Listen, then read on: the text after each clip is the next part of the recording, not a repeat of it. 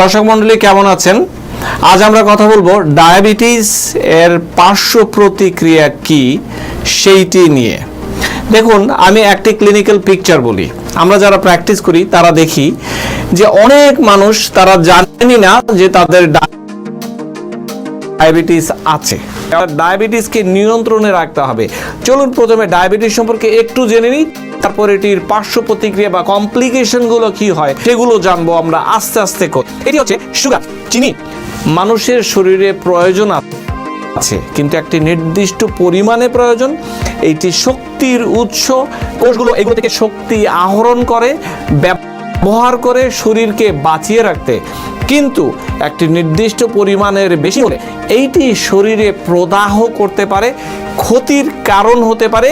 এই শর্করাগুলোই, শুধু যে চিনি শর্করা তা নয়, ভাত আছে বা অন্যান্য বিভিন্ন খাবারের শর্করা বিভিন্ন নামে রয়েছে। তাই শুধু চিনিকে যেন আমরা দোষ না দিই। এখন আসুন একটু দেখি এই ডায়াবেটিসের ব্যাপারটি কি। শরীরের ভিতরে একটি অঙ্গ রয়েছে যেটির নাম অগ্নাশয় বা প্যানক্রিয়াস। নাভির ঠিক উপরে থাকে এটি, অ্যাক্রস দ্য পেট বরাবর এইভাবে থাকে, ছোট্ট, অনেকটা বাংলাদেশের লইট্টা মাছ বা লটিয়া ফিশ বলে ওই রকম তুলতুলে থকথকে এটি ধরা যায়, কিন্তু এটি থকথকে। যা বলছিলাম, এত কিছু জানার দরকার নেই। এটি হচ্ছে প্যানক্রিয়াস, পিতের ঠিক নিচে, পাকস্থলের ঠিক নিচে থাকে। এইটিকে যদি আমরা মাইক্রোস্কোপে দেখি, এটির ভেতরে দেখা যায় যে এটি প্যানক্রিয়াটিক ডাক্ট। এই আমরা খাওয়ার পর বা কন্টিনিউয়াসলি এখান দিয়ে ইনসুলিন নিঃসরিত হয়ে তারপর সেটি রক্তে যায়। ওয়ানের ক্ষেত্রে ইনসুলিন রিসেপ্টর টোটালি বন্ধ, এখানে খোলা আছে কিন্তু এখানে ইনসুলিনই নাই, এখান থেকে তৈরি হয়নি। আর টাইপ 2-তে এখানে তৈরি হয়েছে। যা বলছিলাম পার্শ্ব প্রতিক্রিয়া নিয়ে, পার্শ্ব প্রতিক্রিয়া দুই ধরনের আছে। এক হচ্ছে অ্যাকিউট পার্শ্ব প্রতিক্রিয়া, অর্থাৎ ইমার্জেন্সি, সামথিং আর্জেন্ট। যেমন হঠাৎ করে সুগার অনিয়ন্ত্রিত 400-500 হয়ে গিয়েছে, এখন তখন এটিকে আমরা হাইপার অসমোলার বলি। কিছু কেমিক্যাল কাউন্টের মাধ্যমে এটি বলা হয়, তা হাইপার অসমোলার, অর্থাৎ পানির চেয়ে অনেক বেশি সুগার শরীরে আপনার রক্তও অনেক ঘন হয়ে গেছে এত সুগারের কারণে। আরেকটি হচ্ছে ডিকেএ, ডায়াবেটিক কিটোঅ্যাসিডোসিস, অর্থাৎ ইউরিনে কিটোন আসছে, শরীরে কিটোন বডি তৈরি হয়েছে, শরীর নিজেকেই নিজে খাবার শুরু করেছে, কিটোন বডি তৈরি হচ্ছে। সেটি হচ্ছে একটি। আরেকটি হচ্ছে যেটি স্লো পয়জনিং, অর্থাৎ ক্রনিক যে কমপ্লিকেশনগুলো রয়েছে, অর্থাৎ আস্তে আস্তে ডায়াবেটিস আপনার শরীরের বিভিন্ন অঙ্গকে মেরে ফেলছে। যেমন ধরুন, এমন কোনো অঙ্গ নেই ডায়াবেটিস যেটি আপনার অঙ্গকে নষ্ট করবে না। যেমন ধরুন, ব্রেন ডিজিজ হচ্ছে, মুখে ঘা হচ্ছে, আমি বলবো হৃদরোগ হচ্ছে, পুরুষত্বহীনতা হচ্ছে, পায়ে আলসার হচ্ছে, স্নায়ু নষ্ট হচ্ছে, কিডনি নষ্ট হচ্ছে, চোখে গ্লুকোমা হচ্ছে, ক্যাটারেক্ট হচ্ছে, বিভিন্ন রকমের। প্রথমে আসুন হৃদযন্ত্রে কি হয়।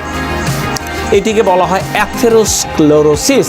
এই যে মাত্রাতিরিক্ত যে সুগারগুলো রয়েছে, বা অনেকের ক্ষেত্রে নিয়ন্ত্রিত সুগারেও এই প্রদাহ হয়। এই যে দেখুন, এটি হচ্ছে ধমনির ভিতরে মাত্রাতিরিক্ত প্রদাহের কারণে এইখানে প্লাক জমতে থাকে, কোলেস্ট্রল আননেসেসারিলি জমতে থাকে ডায়াবেটিসদের ক্ষেত্রে। সেই ক্ষেত্রে দেখা যায় যে হৃদযন্ত্রের এই যে ব্লক হয়ে যায়, রিং পরাতে হয়, অনেকের স্ট্রোক করে। এইটিকে বলা হয় করোনারি আর্টারি ডিজিজ বা অ্যাথেরোস্ক্লেরোটিক ডিজিজ। হার্টের নিজস্ব রক্ত সাপ্লাইকে এরা ব্যাহত করে। এরপর ব্রেইনের স্ট্রোক করতে পারে, যেখানে ওই অ্যাথেরোস্ক্লেরোসিসেরই একটি অংশ, যেটিকে পক্ষাঘাত বলা হয়।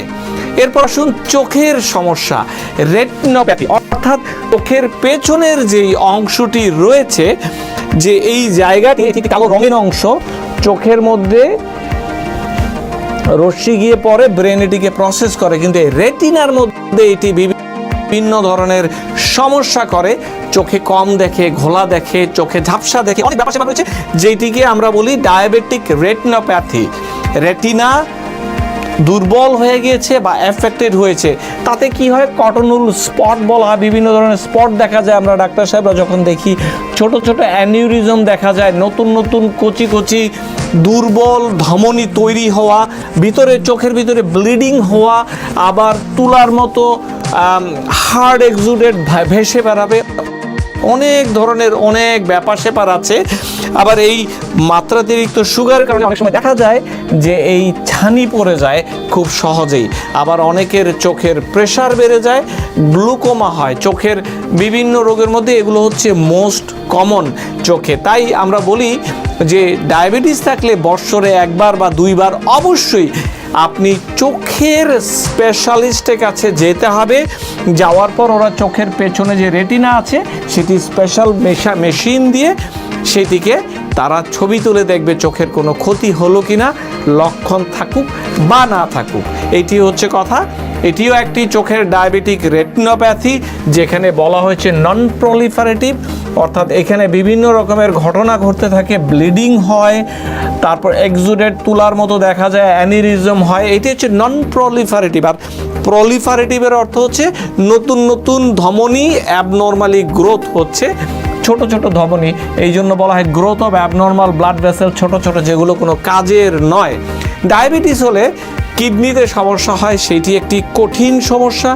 এখনও পর্যন্ত বলা হয় যে সারা দুনিয়ার যত কিডনি রোগী রয়েছে বেশিরভাগ ক্ষেত্রেই ডায়াবেটিসের পার্শ্ব প্রতিক্রিয়া হিসেবে মানুষের হচ্ছে।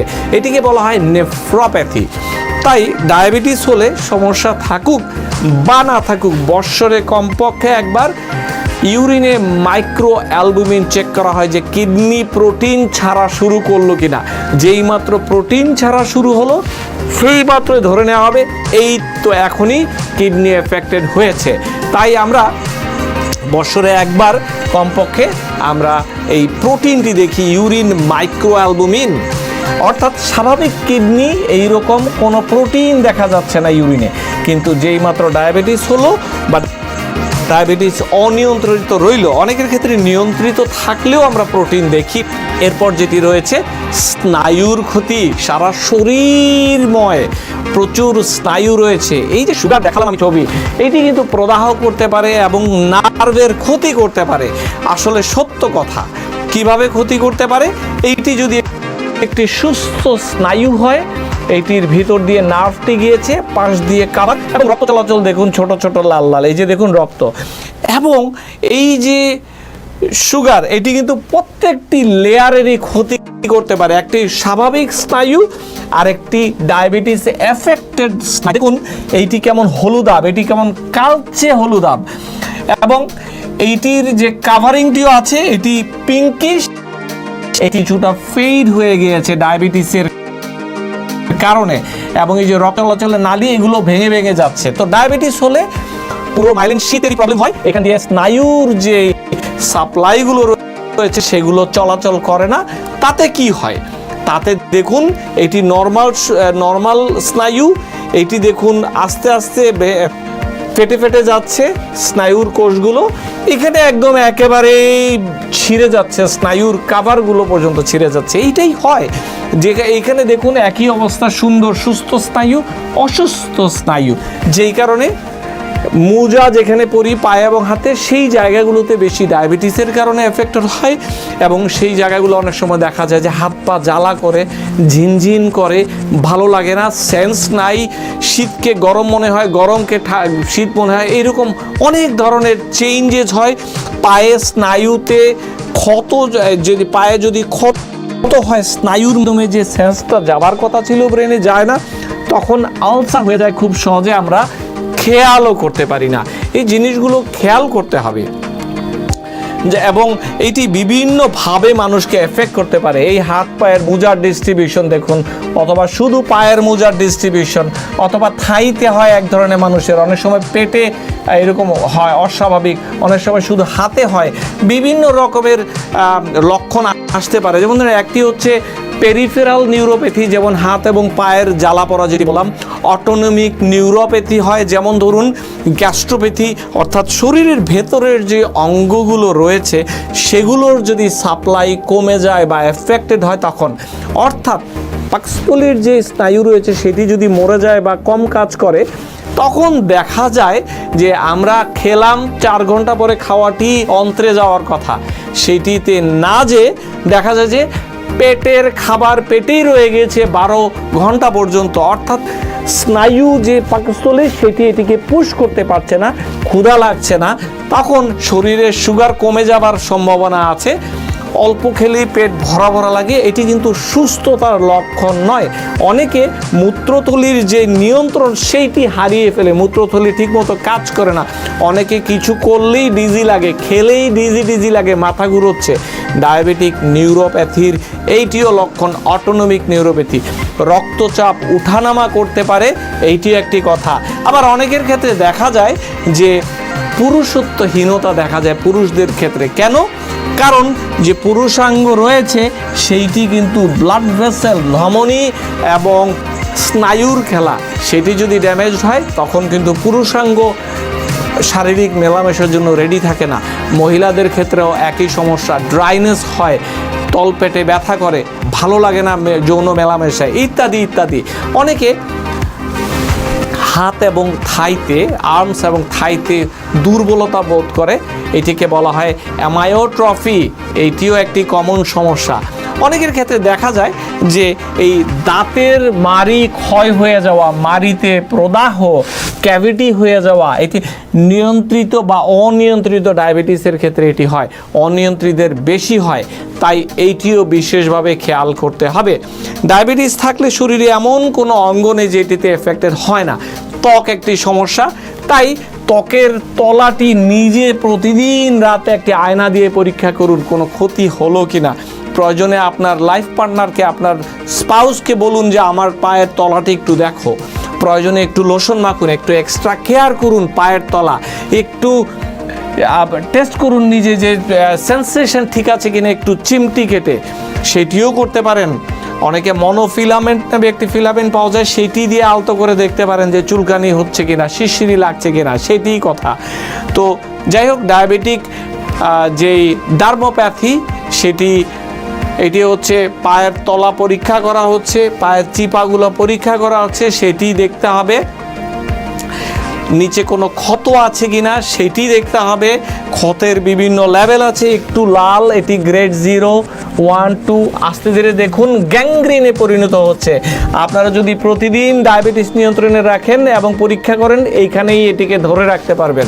এটি আশ্চর্যজনক বিষয় যে আল্লাহর অশেষ রহমত, গত 20 বছরে আমার অফিসে আমি কখনো এই গ্যাংগ্রিন পর্যায়ে আমি রোগী দেখিনি, কারণ আমরা বেশ সিরিয়াস, আমরা এইখানের মধ্যেই চেষ্টা করি ধরে রাখতে। ডায়াবেটিস যদি নিয়ন্ত্রণে থাকে আর প্রতিদিন যদি আপনারাও নিজেরা পরীক্ষা করেন, আমাদের কাজটুকু খুব সহজ হয়ে যায়, এইটি সত্য। তারপর ডায়াবেটিসের যে সমস্যাগুলো সেটিকে ভাগ করলে অ্যাকান্থোসিস নিগ্রিক্যান্স, কিছু কিছু জায়গার ত্বক কালো হয়ে যেতে থাকে, ঘাড়ের, কুচকির, ব্রেস্টের নিচের আননেসেসারিলি কালো রং, ঘন রং, ব্রাউন রং ধারণ করে। বুলাস ডায়াবেটিকোরাম, ছোট ছোট ফুসকুড়ির মতো দেখা যায় ডায়াবেটিসের কারণে। ইরাপটিভ জ্যান্থোমা, অর্থাৎ ছোট ছোট হলুদাভ গোল গোল কালেকশন, যে আননেসেসারি কোলেস্ট্রল জমার জন্য এটি হতে পারে। ডায়াবেটিক স্ক্লেরোসিস, হাতগুলো আঙ্গুলগুলো শক্ত হয়ে যায়, ভাঙতে চায় না, এইটি স্ক্লেরোডার্মা ডায়াবেটিকোরাম, এটিও একটি সমস্যা। ডিসেমিনেটেড গ্র্যানুলোমা অ্যাঙ্গুলোমা, এটিও এক ধরনের র্যাশ। ডায়াবেটিক ডার্মোপ্যাথি, বিভিন্ন ধরনের র্যাশ ডায়াবেটিকদের ক্ষেত্রে, বিশেষ করে পায়ের ক্ষেত্রে বা বাহুর ক্ষেত্রে এটি খুব কমনলি দেখা যায়। যা বলছিলাম, শুধু আসলে দেখুন, আজকের এই ভিডিওটি বানানোর উদ্দেশ্য কিন্তু আপনাদেরকে ভয় ভীতি প্রদর্শন নয়। আপনারা যদি জানতে পারেন যে ডায়াবেটিসের পার্শ্ব প্রতিক্রিয়া কী, তাহলেই আমাদের সুবিধা। আমরা যারা ডাক্তারি করি বা সায়েন্সের ছাত্র, তাদের কাজ একটি, আপনাদের কাছে এই মেসেজগুলো দেয়া, যেন আমরা একসাথে একটি পার্টনারশিপ করে আমরা আপনাকে, আপনার পরিবারকে সুস্থ রাখতে পারি। যদি জানা থাকে তাহলে আমরা ব্যাপারগুলো সম্পর্কে সচেতন হতে পারবো। সো ডায়াবেটিস বা বহুমূত্র যে রোগটি, এটিকে নিয়ন্ত্রণে রাখা প্রতিদিন আপনার দায়িত্ব। আরেকটি কথা বলছি, অনেক মানুষ জানেনই না তাদের ডায়াবেটিস আছে।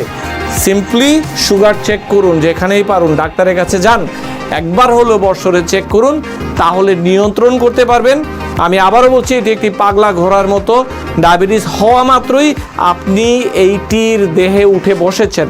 যদি হাল ধরে রাখেন বেঁচে যাবেন, ছেড়ে দিলে পড়ে যাবেন, ওই ঘোড়ার লাথিতে মৃত্যুবরণ করতে হবে। তাই আসুন আমরা একসাথে এটির নিয়ন্ত্রণের চেষ্টা করি। ভালো থাকুন, সুস্থ থাকুন। এতক্ষণ আপনাদের সাথে ছিলাম আমি ডাক্তার ফেরদৌস খন্দকার, যুক্তরাষ্ট্রের নিউ ইয়র্ক থেকে।